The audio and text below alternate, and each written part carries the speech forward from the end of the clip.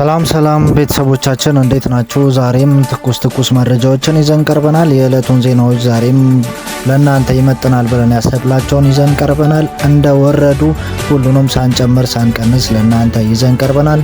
ወደ ዕለቱ ዜናዎች እንገባለን። ከ7 ሚሊዮን ብር በላይ ግምት ያላቸው ከደረጃ በታች ምርቶች እንዲወገዱ ተደርጓል። ባለስልጣኑ ከ7 ሚሊዮን ብር ግምት ያላቸው ከደረጃ በታች የሆኑ ችግር የተገኘባቸው ምርቶች እንዲወገዱ መደረጉን የኢትዮጵያ ምግብ መድኃኒት ባለስልጣን አስታወቀ። በዓልን ምክንያት በማድረግ ለገበያ የሚቀርቡ የተለያዩ ምርቶች ጥራትና ደህንነት ለማረጋገጥ ክትትልና ቁጥጥር ስራ እየተሰራ መሆኑን ባለስልጣኑ ገልጿል። የክርስትና እምነት ተከታዮች ዘንድ በድምቀት የሚከበረው ሃይማኖታዊ በዓላት አንዱ የሆነው የፋሲካ በዓል የፊታችን እሁድ ይከበራል። የእምነቱ ተከታዮች በዓሉን በደመቀ ሁኔታ ለማክበር ምግብ ነክ በሆኑ ምርቶች በተጨማሪም ሌሎች ግብዓቶች ከተለያዩ የገበያ ማዕከላት በስፋት ይገበያያሉ። ባለስልጣኑ የምግብ ኢንስፔክሽን ህግ ማስፈጸሚያ የስራ አስፈጻሚ አቶ ሙላቱ ተስፋዬ ለኢዜኦ እንደገለጹት ለህብረተሰቡ የሚቀርቡ ምርቶች ጥራትና ደህንነት የተጠበቀ መሆኑን ለማረጋገጥ ትልቅ ቁጥጥር እያደረገ ይገኛል። ባለስልጣኑ በዓሉን ከመድረሱ አስቀድሞ ባደረገው ጥናት ፍተሻ እንዲሁም ከህብረተሰቡ በደረሰው ጥቆማ 27 ሚሊዮን ብር በላይ ግምት ያላቸው ከደረጃ በታች የሆኑ ችግሮች የተገኘባቸው ምርቶች እንዲወገዱ መደረጉን አስታውቋል። መጪው የትንሣኤ በዓልን ምክንያት በማድረግ ህብረተሰቡ በስፋት የሚቀርቡ ምርቶች በጤና ላይ ጉዳት እንዳያስከትሉ አስፈላጊውን ቁጥጥር ስራ ከባለድርሻ ጋር በመቀናጀት እየተሰራ መሆኑን ገልጿል። በተለይም ከበዓል ጋር ተያይዞ በስፋት ገበያ ላይ በሚውሉ በቅቤ፣ ማር፣ ዘይት ምርቶች ላይ ትኩረት ተደርጓል። ከምግብ ደህንነት መጓደል ጋር በተያያዘ ባዕድ ነገሮች ከመቀላቀል በተጨማሪ በአያያዝ ችግሮች ብልሽት እንደሚያጋጥም ጠቅሰው በአዲስ አበባ ከ1000 ኪሎ ግራም በላይ የተበላሸ በርበሬ እንዲሁም ከባዕድ ነገር ጋር የተቀላቀለ ከ9000 ሊትር በላይ ዘይት በቁጥጥር ስር መዋሉን በአጥፊዎች ላይ እርምጃ እንዲወሰድ መደረጉን አስታውቋል። በጅማ አጓሮና መቱ አካባቢ ከባድ ነገር ጋር ተቀላቅሎ የተገኘ 4 ሚሊዮን ብር በላይ የሚገመት ምርት ላይ እርምጃ መወሰዱን አንስተዋል። ሸማቾች የሚሸምቷቸው ምግቦች ምግብ ነክ ያልሆኑ ምርቶች ጥራታቸውን የጠበቁ መሆኑን በተገቢ መንገድ ማረጋገጥ እንዳለባቸው አስገንዝበዋል። ህብረተሰቡ ምርቶቹን በተመለከተ አጠራጣሪ ነገሮች ካጋጠመ ባለስልጣኑ በስልክ መስመር 8482 ወይም ለጸጥታ አካላት አፋጣኝ መረጃ እንዲሰጥ መልእክት አስተላልፈዋል።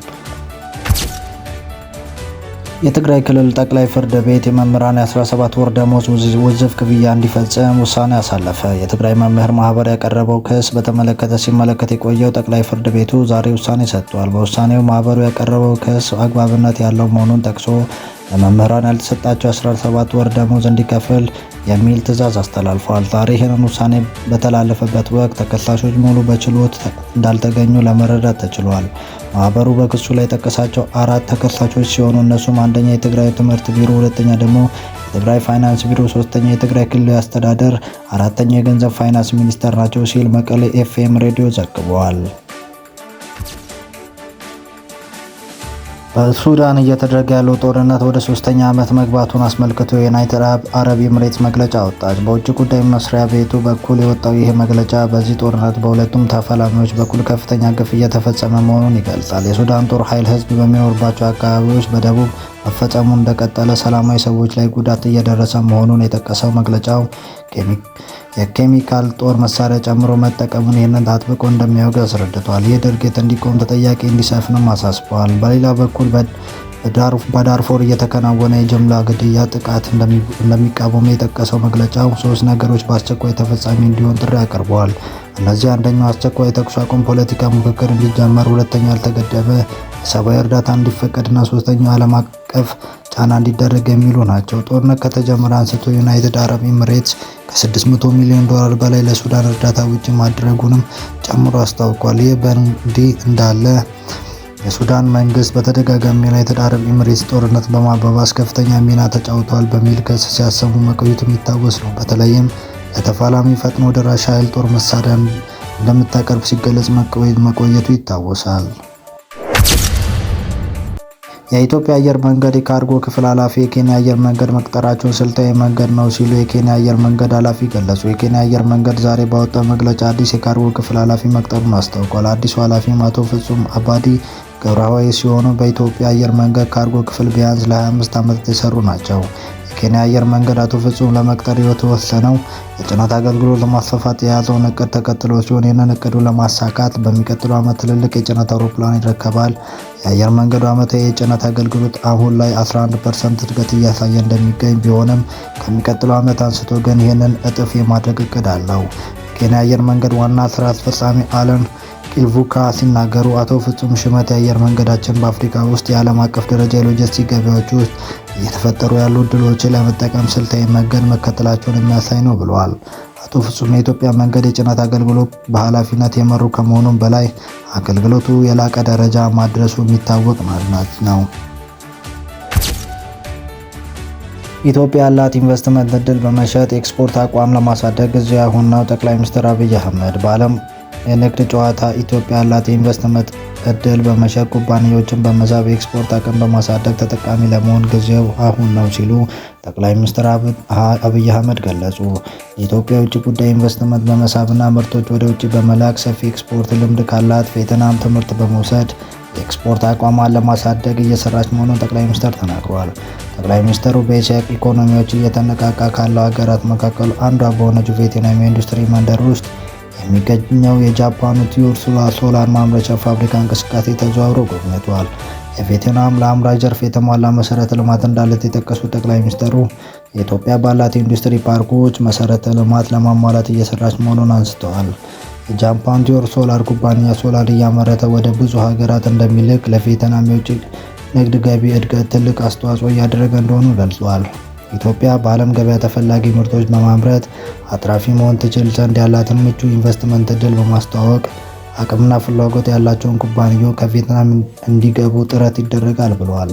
በቅርቡ በሐዋሳ ኢንዱስትሪ ፓርክ በመግባት ስራ የጀመሩት የጃፓኑ ቶዮ ሶላር የሶላር ፓናል እና የሶላር ኃይል በማምረት የእውቀት ቴክኖሎጂ ሽግግር እንዲደረግ እንዲሁም የስራ እድል እንዲፈጠር በትኩረት ይሰራል ነው ያሉት። የኢትዮጵያ አካባቢ የማይበከል የኃይል ምንጭ ፖሊሲ እንዳላት ያነሱት ጠቅላይ ሚኒስትሩ ይህንን እድል በመጠቀም የውጭ ኩባንያ ገብተው ሶላር እንዲያመርቱ ያደረገው ጥረት ተሳክቷል። ይህ ወደፊት ተጠናክሮ ይቀጥላል ብለዋል። የከባድ መኪና አሽከርካሪዎች ባሉበት ሆነው ጥያቄ ማቅረብ የሚችሉበት አሰራር መዘርጋቱን ተገለጸ። የከባድ መኪና አሽከርካሪዎች የሚያነሷቸው ረጅም ጊዜ ተሰልፎ መቆየት፣ ብልሹ አሰራር፣ አሽከርካሪዎች ገንዘብ መጠየቅና መሰል ጥያቄዎች ባሉበት ሆነው ማቅረብ የሚችሉበት አሰራር መዘርጋቱን የትራንስፖርት ሎጂስቲክስ ሚኒስቴር አስታውቋል። ሚኒስቴሩ የህዝብ ግንኙነት ስራ አስፈጻሚ አለመወርቅ አስቀጽላሴ ለአሃዱ እንደተናገሩት ሚኒስቴሩ በዘርፉ ላይ የሚያስተዋሉ ችግሮችን ለመፍታት በቴክኖሎጂ የተደገፈ አሰራር ዘርግቷል። ይህም በቴክኖሎጂ የታገዘ አሰራር መጀመሩን የከባድ መኪና አሽከርካሪዎች ይገጥማቸው የነበረው የመልካም አስተዳደር ችግር ይፈታል ተብሎ እንደሚጠበቅ አብራርተዋል። አሰራር ሂደቱ የከባድ መኪና አሽከርካሪዎች ምዝገባና ፍቃድን ጨምሮ ከመረጃ ጋር በማቀናጀት ማስተዳደር አገልግሎት መስጠት የሚያስችል እንደሆነ ተናግረዋል። አክለውም ብልሹ አሰራር በመሰረታዊነት እንደሚፈታ አንስተው አሽከርካሪዎች ባሉበት ሆነው ጥያቄ ማቅረብ እና ጉዳያቸውን ማስፈጸም እንደሚችሉ ገልጸዋል። አሰራሩ ከሰው እጅ ንክኪ መሆኑን የገለጹት ስራ አስፈጻሚው የተቀላጠፈ አሰራር እንዲኖር የትራንስፖርት ሎጂስቲክስ ሚኒስቴር እየሰራ መሆኑን አስታውቀው የከባድ መኪና አሽከርካሪዎች ላይ የሚደርሰውን እንግልትና ህገወጥ የፍተሻ ኬላ ያለአግባብ ክፍያ መጠየቅ ማሰባሰብ ትልቅ ችግር መቀጠሉን የኢትዮጵያ የከባድ መኪና አሽከርካሪ ማህበር ለአሃዱ መግለጹ የሚታወስ ሲሆን ይህንን ከባድ የመኪና አሽከርካሪ ላይ እየደረሰ ያለው የደህንነት ችግር ለመፍታት ከዋና የመንግስት ተቋም ጋር በመተባበር እየሰራው ነው ብሏል። አሜሪካ በኤርትራ ጨምሮ በሌሎች ሀገራት ያሉ ኤምባሲዎችን ልትዘጋ ነው። አሜሪካ ወደ 30 የሚጠጉ በዓለም ዙሪያ የሚገኙ ዲፕሎማት ጽህፈት ቤቶች ልትዘጋ መሆኑን ሮይተርስ የሀገሪቱ የውጭ ጉዳይ መስሪያ ቤት ሰነድ ጠቅሶ ዘገበ። የፕሬዚዳንት ትራምፕ አስተዳደር አብዛኞቹ በአፍሪካና በአውሮፓ የሚገኙ ቢያንስ 27 የአሜሪካ ኤምባሲዎችና ቆንጽላ ጽህፈት ቤቶች የሚዘጉ ሲሆን እነዚህ ውስጥ ጎረቤት ሀገር ኤርትራ አንዷ ናት። በውሳኔው መሰረት ይዘጋሉ የተባሉት 10 የአሜሪካ ኤምባሲዎች በኤርትራ፣ በግሪንላንድ፣ በሌሴቶ፣ በማዕከላዊ አፍሪካ ሪፐብሊክ፣ በሉክዘምበርግ፣ በሪፐብሊክ ኦፍ ኮንጎ፣ በጋምቢያ፣ በደቡብ ሱዳን፣ በማልታና በሞልዶቫ የሚገኙ መሆናቸውን ሮይተርስ የተመለከተው ሰነድ ይመለከታል። ከሚዘጉት ኤምባሲዎች ቆንጽላዎች ባሻገር ኤምባሲው እና በርካታ ቆንጽላዎች በመያዝ ግዙፍ የዲፕሎማቲክ ስራዎች የሚከናወንባቸው እንደ ጃፓን፣ ካናዳ ያሉ ተልዕኮ በማዋሃድ መጠናቸው የመቀነስ ሀሳብ አለ። ሰነድ ሰነዱ ከፍተኛ ወጪ በማስወጣት ውድ የዲፕሎማሲ ተልዕኮ የተመደበባቸው ናቸው ያሏቸው በሞቃዲሾ፣ ሶማሌና በኢራቅ ያሉ የዲፕሎማቲክ አባላት መጠን የመቀነስ ሀሳብ መቅረቡን አመልክቷል። ዶናልድ ትራምፕ ወደ ፕሬዝዳንት ከተመለሱ በኋላ የአሜሪካ መንግስት በተለያዩ መስኮች ከሀገሪቱ ፍላጎት ጋር አይጣጣሙም ያላቸውን ተቋም በመዝጋት እና እርዳታዎች በማቋረጥ ላይ ይገኛል። የትራምፕ የቅርብ ሰው በመሆን ማርኮ ሩቢዮ የሚመራው የአሜሪካ የውጭ ጉዳይ መስሪያ ቤት በጀት እስከ ግማሽ የሚደርሰው እንደሚቀንስ ሮይተርስ የተመለከተው የመስሪያ ቤቱን ሰነድ ጠቅሶ አመልክቷል። በዚህም ሳቢያ በበርካታ ሀገራት የሚገኙ የአሜሪካ ኤምባሲዎች፣ ቆንስላዎች የመዝጋት ሀሳብ ነው ያለው የአሜሪካ መንግስት ለውጭ ጉዳይ መስሪያ ቤቱን ከሚያወጣው ገንዘብ ወደ 30 ቢሊዮን ዶላር የሚጠጋ ገንዘብ ለመቀነስ አቅዶ የበጀት ጥያቄውን ለሀገሪቱ ምክር ቤት ለማቅረብ እየተዘጋጀ ነው። መረጃው የሮይተርስ እና ቢቢሲ ነው። ከንቲባ አዳነች አቤቤ የትንሣኤ በዓልን ምክንያት በማድረግ 200 ሺህ ለሚሆኑ ነዋሪዎች ማዕድ አጋሩ።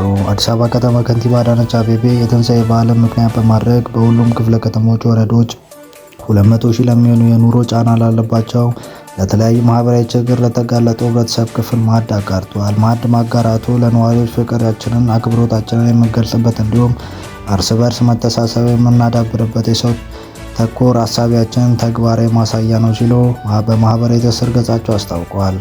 እንደ ሁል ጊዜው ዛሬም መስጠት አያጎድለንም ብለው ከጎናቸው የቆሙ የከተማችን ባለሀብቶች፣ ተቋማትና ወጣት በጎ ፈቃደኞች በራሴ እና በነዋሪዎቻችን ስም ከልብ ላመሰግናቸው እወዳለሁ ብለዋል።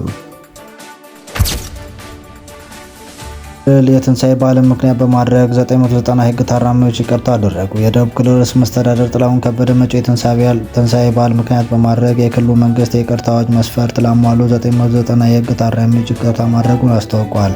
ርዕሰ መስተዳድሩ ይቅርታ የተደረገላቸው የህግ ታራሚዎች በማረሚያ ቤት ቆይታቸው መልካም ስነ ምግባር ያሳዩ፣ በህግ በተደነገገው አግባብ የይቅርታ መስፈርት ማሟላታቸውን የይቅርታ ቦርድ ተጣርቶ የቀረቡ መሆናቸውን ገልጿል። የህግ ታራሚዎች በመደበኛ የይቅርታ ህግና ሌሎች ተጨማሪ መስፈርቶች የሚያሟሉ ተብለው በልዩ ሁኔታ የተቀረቡ በማረሚያ ቤት ቆይታቸው ስለመታረማቸው፣ ስለመታነጻቸው ማረጋገጫ የቀረበላቸው መሆኑን ተነግሯል። ይቅርታ ከተደረገላቸው 990 የህግ ታራሚዎች 985ቱ በሙሉ ይቅርታ ከእስር የሚፈቱ ሲሆን ቀሪው 5 ታራሚዎች የስራ ጊዜያቸውን የተቀነሰላቸው መሆኑን ተገልጿል። ርዕሰ መስተዳድሩ የይቅርታ ተጠቃሚ የሆኑ የህግ ታራሚዎች የይቅርታን እሴት ተላብሰው ሰላም ወዳድ፣ ለህግ ተገዢ አምራች ዜጋ በመሆን የበደሉትን ህብረተሰብ በማገልገል በልማት ሊክሱ እንደሚገባ አሳስቧል። ህብረተሰቡ ይቅርታ የተደረገላቸውን የህግ ታራሚዎች በፈጸሙት ጥፋት የተጸጸቱና በአግባቡ ታርመው የወጡ መሆኑን በመረዳት መልካም አምራች ዜጋ እንዲሆኑ አስፈላጊ ትብብር እንዲደረግላቸው ጥሪ ማድረጋቸውን የክልሉ ርዕሰ መስተዳድር ጽሕፈት ቤት መረጃ ያመለክታል።